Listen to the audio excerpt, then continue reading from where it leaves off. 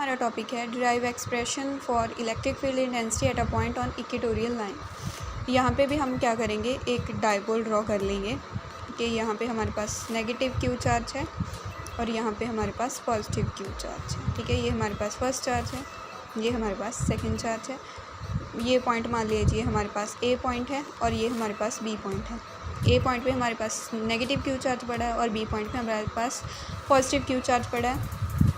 और ये है इनके बीच का डिस्टेंस, ये है हमारे पास ओ पॉइंट। यहाँ से यहाँ तक का डिस्टेंस हमारे पास एल है और इसके यहाँ से डिस्टेंस हमारे पास एल है। ठीक है, तो अब हमने कहाँ फाइंड करनी है electric field on equatorial line. पिछले लेक्चर में हमने ऑन एक्सियल लाइन में फाइंड की थी कि हमने यहाँ पे एक्सियल लाइन पे पॉइंट ले लिया था। अब हमने क्या करनी है, इक्वेटोरियल लाइन पे फाइंड करनी है। तो हम इक्वेटोरियल लाइन जो है ड्रॉ कर लेंगे। ये हमारे पास लाइन आ गई। ठीक है, ये यहाँ से सीधी निकालनी है, तो हमारे पास ये लाइन आ गई। तो ये लाइन हमारे पास इक्वेटोरियल लाइन आ गई, तो हमने इस पे एक पॉइंट ले लिया, हमारे पास आ गया पी पॉइंट। ठीक है, यहाँ पे हमने क्या करनी है, इलेक्ट्रिक फील्ड जो है फाइंड करनी है। ठीक है, ये आ गया हमारे पास पी पॉइंट। हमने यहाँ पे इलेक्ट्रिक फील्ड फाइंड करनी है। तो यहाँ से यहाँ तक का डिस्टेंस, इस पॉइंट से इस पॉइंट का डिस्टेंस हमारे पास मान लो आर है। ठीक है, मान लो इसका पॉइंट है हमारा आर और ये इनके बीच ये क्या बन गई, एक ट्रायंगल से बनी है। तो इनके बीच का एंगल मान लो थीटा है और यहाँ से यहाँ का डिस्टेंस भी मान लो आर है और ये एंगल भी हमारे पास क्या बन रहा है, थीटा बन रहा है। ठीक है, तो ये नेगेटिव क्यू चार्ज के जो कारण हमारे पास जो इलेक्ट्रिक फील्ड की डायरेक्शन क्या होगी, इनवर्ड डायरेक्शन में होगी। तो ये होगी हमारे पास इलेक्ट्रिक फील्ड की डायरेक्शन। ये पॉइंट पे इसके कारण इलेक्ट्रिक फील्ड की डायरेक्शन इधर हो गई। ठीक है, E1 फर्स्ट चार्ज के लिए, तो फर्स्ट इलेक्ट्रिक फील्ड भी हमारे पास यही होगी। उसके बाद हम बात करते हैं पॉजिटिव चार्ज की। पॉजिटिव चार्ज के कारण हमारे पास इलेक्ट्रिक फील्ड की डायरेक्शन क्या होगी, आउटवर्ड डायरेक्शन में। तो ये होगी हमारे पास इसकी डायरेक्शन E2। ठीक है, ये दूसरे चार्ज के लिए इसकी डायरेक्शन हमारे पास ये होगी।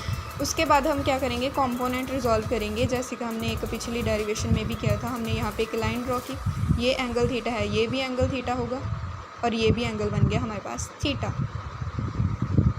ठीक है, इस लाइन को आगे बढ़ा देंगे तो ये भी एंगल बन गया हमारे पास थीटा। ये हमारे पास E2 है, ये E1 है, ये एंगल बन रहे हैं थीटा। ठीक है, तो अब हम बात करें कि ये जो हमारे पास एंगल के साथ वाली लाइन होती है वो कॉस थीटा कंपोनेंट में रिजॉल्व होती है, ये दूसरी वाली साइन थीटा में। ये होगी हमारे पास E साइन थीटा, तो ये होगी हमारे पास E कॉस थीटा। अगर हम इसकी बात करें तो ये होगी हमारे पास E साइन थीटा और ये होगी E कॉस थीटा।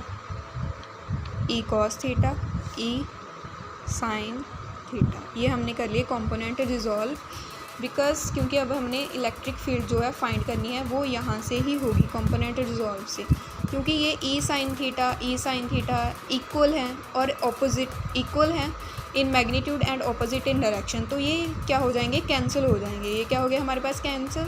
तो हमारे पास ये जो electric field intensity equatorial line पे है वो आएगी ड्यू टू कॉस थीटा के कंपोनेंट के कारण, इन दोनों की समीशन के कारण आ जाएगी। ठीक है, तो ये तो हो गया कैंसिल। हम यहाँ पे ही लिख सकते हैं कि E sine theta component will cancel out by other E sine theta component due to equal in magnitude and opposite in direction।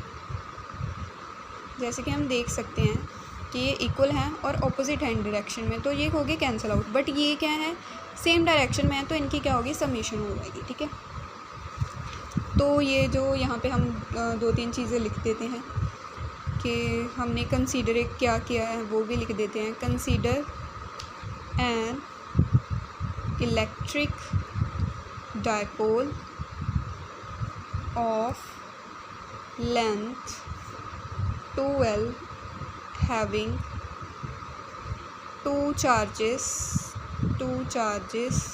Q1 and Q2 at point A and B. Basically ये जो हमने लिखना है वो पहले लिखना है, उसके बाद हमने डायग्राम ड्रॉ करनी है, उसके बाद हमने ये लिखना है, ठीक है। तो ये मैं तो बस आपको समझाने के लिए लिख रही हूँ। E away due to positive Q, E1 is toward due to negative Q, ठीक है। पहले हमने ये लिखना है, सेकंड पे हमने डायग्राम ड्रॉ करनी है, थर्ड पे हमने ये लिखना है। उसके बाद हम बात करते हैं कि ये हमारे पास कितनी होगी। तो हमारे पास E1 ये हमारे पास E1 थी, ये हमारे पास E2 थी, ठीक है। ये E1 थी, ये E2 थी, ये दोनों इक्वली ही होंगी बिकॉज इनके साइन थीटा के कंपोनेंट जो है कैंसिल आउट हो गए, सिर्फ ये वाले कंपोनेंट रह गए, ठीक है। तो हम एक ही फाइंड कर लेंगे, ये इक्वल ही होंगी E2, ये दोनों इक्वल हैं E के। तो हमारे पास E क्या होती है, we all know that KQ/R², ये होती है हमारे पास E। तो यहाँ पे बात आ जाती है सिंपल सी, फिर R की वैल्यू फाइंड करनी है। To find the value of R की वैल्यू फाइंड करने के लिए हम ट्रायंगल चेक करेंगे। यहाँ पे एक ट्रायंगल बन गया PAO, ठीक है। ये ट्रायंगल बन गया, यहाँ पे हमारे पास एंगल बन रहा है थीटा, ठीक है। तो यहाँ पे हमारे पास हमने R की वैल्यू फाइंड करनी है। R की वैल्यू क्या होगी हमारे पास, हमने यहाँ पे एक टर्म लिखनी भूल गए कि यहाँ से इसका डिस्टेंस जो है हमारे पास x है, ठीक है। ये जो पॉइंट लिया है हमने, इसका डिस्टेंस क्या है, x है, ठीक है। तो हमारे पास ये x है, ये L है और ये R है, ये बन गई ट्रायंगल। पाइथागोरस थ्योरम से हमारे पास क्या होता है कि R² h का स्क्वायर इक्वल टू होता है p के स्क्वायर के प्लस b हमारे पास बेस के स्क्वायर के। तो हमारे पास क्या आ जाएगा, R² equal to L² plus x²। तो हमारे पास PAO ट्रायंगल से हमारे पास क्या आ गया कि हमारे पास ये जो R² है वो इक्वल टू आ गया x² के प्लस L² के। तो हमारे पास R की वैल्यू कितनी आ गई, x² प्लस L², ठीक है। x² plus L² under root. हमें पता है कि हम अंडर रूट की पावर कितनी होती है, हाफ होती है। तो हम इसे ऐसे भी लिख सकते हैं कि इसकी पावर आ गई हमारे पास हाफ, ओके। इसकी पावर आ गई हमारे पास हाफ, ठीक है।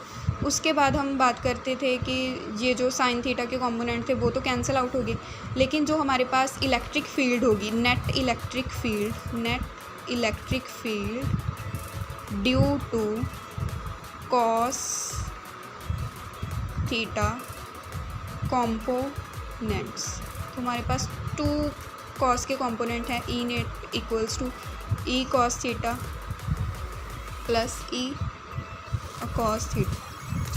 डायग्राम में देखिए कि हमारे पास ये तो कैंसिल हो गए थे क्योंकि ये equal in magnitude and opposite in direction के कारण, बट ये क्या है, सेम है इन डायरेक्शन में। तो इन दोनों की क्या होगी, समीशन होगी, जैसे कि हमने पिछली डेरिवेशन में भी किया था कि एक कंपोनेंट कैंसिल हो जाता है और दूसरे की समीशन के कारण हमारे पास क्या आ जाती है, इलेक्ट्रिक फील्ड आ जाती है, ठीक है। तो ये आ गया हमारे पास। तो हम क्या लिख सकते हैं, E net equals to 2e cos theta, और ई की वैल्यू हमने यहाँ पे निकाल ली। यहाँ पे R की वैल्यू पुट ही करना भूल गए, चलो। KQ इक्वल्स टू R की वैल्यू हमारे पास ये आ गई थी ना, R की वैल्यू आ गई हमारे पास ये x² प्लस L² की पावर हाफ,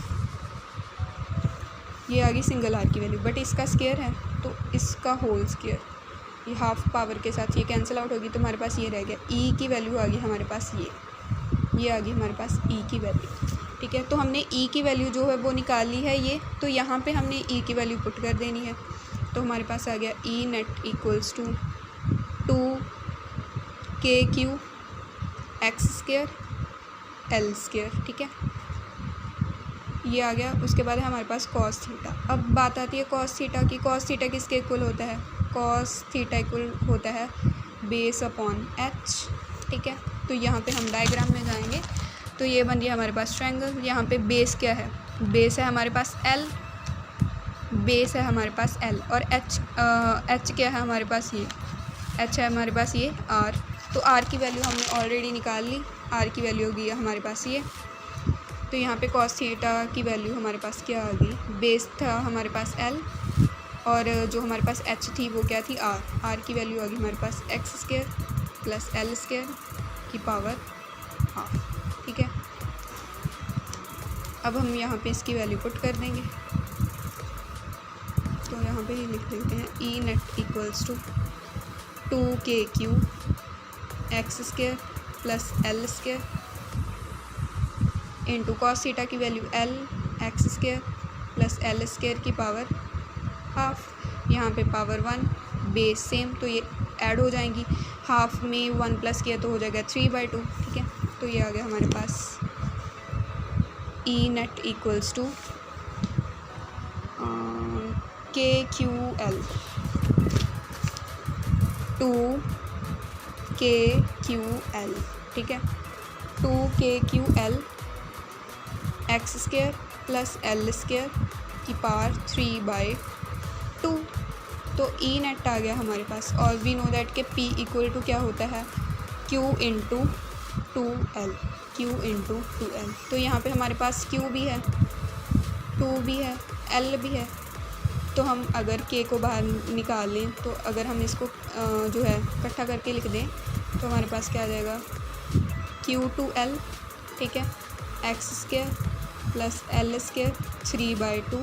तो हम यहाँ पे लिख देंगे कि वेयर के Q2L इक्वल्स टू P, ठीक है, तो आप ऐसे की पुट कर देंगे, P पुट करना KP x square plus L square की पावर 3/2, ठीक है। ये आ गया हमारे पास इन मैग्नीट्यूड फॉर्म, ठीक है, वेयर के इक्वल टू ਹੁੰਦਾ है हमारे पास 1/4 पाई एप्सिलॉन नॉट। जे आप गल करिए इन वैक्टर फॉर्म तो ई नेट इक्वल्स टू की हो जाएगा KP x square l square 3/2 n cap, ये आ गया अपने को वेक्टर फॉर्म। उसके बाद केस जैसे हमने एक्सियल लाइन में किया था कि हमारे पास x जो है ग्रेटर देन हो जाए l से, कि हमारे पास ये जो डिस्टेंस था ना x, ये हमारे पास डिस्टेंस था x और ये था हमारे पास l, अगर ये ग्रेटर हो जाए तो हमारी l अप्रोच कर जाएगी ज़ीरो को डायग्राम में, ठीक है। तो हमारे पास l अप्रोच कर गई ज़ीरो, तो हमारे पास यहाँ पे l को हम क्या पुट कर देंगे, ज़ीरो पुट कर देंगे, तो हमारे पास ई नेट क्या आ गया KP, ज़ीरो हो गई तो हम टर्म लिख नहीं रहे, 0 3/2, 2 से 2 कैंसिल हो गया हमारे पास, तो हमारे पास ई नेट क्या आ गई KP XQ, where K we know that 1/4 pi epsilon, ठीक है। तो ये था हमारा आज का टॉपिक, सिंपल। ये एक बार डायग्राम फिर से बता देती हूँ कि हमारे पास ये इलेक्ट्रिक डायपोल ले लिया था हमने, 2 इक्वल एंड ऑपोजिट चार्जेस जिनके बीच का डिस्टेंस 2L था, यहाँ से L यहाँ से L, और इनके बीच का एंगल बन रहा था थीटा। हमने इक्वेटोरियल लाइन पे जो है ये इलेक्ट्रिक फील्ड फाइंड करनी है, तो हमने इक्वेटोरियल लाइन ड्रॉ की, उस पर एक पॉइंट ले लिया P, ठीक है। उसके बाद इनके बीच का एंगल बन रहा था थीटा, तो पॉजिटिव जो हमारे थे पॉजिटिव चार्ज के कारण इलेक्ट्रिक फील्ड की डायरेक्शन आउटवर्ड डायरेक्शन में होती है, तो हमारे पास ये E2 आ गई, और नेगेटिव के कारण हमारे पास क्या होती है इनवर्ड डायरेक्शन, तो हमारे पास E1 आ गई। उसके बाद हमने इसका कंपोनेंट रिजॉल्व कर लिए, तो हमारे पास ये एंगल थीटा, तो हमारे पास ये एंगल भी थीटा हो गया और ये एंगल भी क्या हो गया हमारे पास थीटा हो गया, ठीक है। तो हमारे पास ये जो एंगल के साथ वाली लाइन होती है वो कॉस थीटा कंपोनेंट में रिजॉल्व होती है और दूसरी साइन थीटा में, और ये ई साइन थीटा और ये भी ई साइन थीटा हो गया, तो ये दोनों इक्वल एंड ऑपोजिट होने के कारण कैंसिल हो जाती हैं। ये सेम डायरेक्शन में है तो ये कैंसिल तो नहीं होंगे, तो इनकी क्या हो जाएगी समीशन हो जाएगी, और इसकी समीशन के कारण ही हमारे पास क्या आ जाती है इलेक्ट्रिक फील्ड इंटेंसिटी आ जाती है। इलेक्ट्रिक फील्ड इंटेंसिटी हमारे पास यहाँ से आ जाती है, ठीक है, 2E cos थीटा। तो यहाँ पे E की वैल्यू तो हमने फाइंड कर ली थी, E की वैल्यू हमारे पास KQ/R² होती है, R की वैल्यू हम फाइंड कर लेंगे ट्रायंगल से, हमारे पास ट्रायंगल बन रही थी PAO, वहाँ से हमने R की वैल्यू फाइंड कर ली, तो हमारे पास E की वैल्यू ये आ गई। उसके बाद हमें पता है net electric field cos component के कारण आएगी ई कॉस थीटा, तो हमारे पास इनकी समेशन होके टू ई कॉस थीटा आ गया। ई की वैल्यू हमने निकाली, यहाँ पे पुट कर दी, उसके बाद आ जाता है हमारे पास कॉस थीटा की वैल्यू निकाल लेंगे, वो होती है बेस अपॉन एच। बेस हमारे पास बनना था यहाँ पे एल, ये ट्रायंगल है, यहाँ पे इसका बेस हो गया एल और इसकी एच थी हमारे पास आर। तो आर की वैल्यू हम ऑलरेडी निकाल चुके हैं, वो क्या थी हमारे पास, आर की वैल्यू ये थी, तो यहाँ पे हमने पुट कर दी। तो हमारे पास उसके बाद जस्ट कैलकुलेशन थी, तो ये आ गया हमारे पास। Thank you.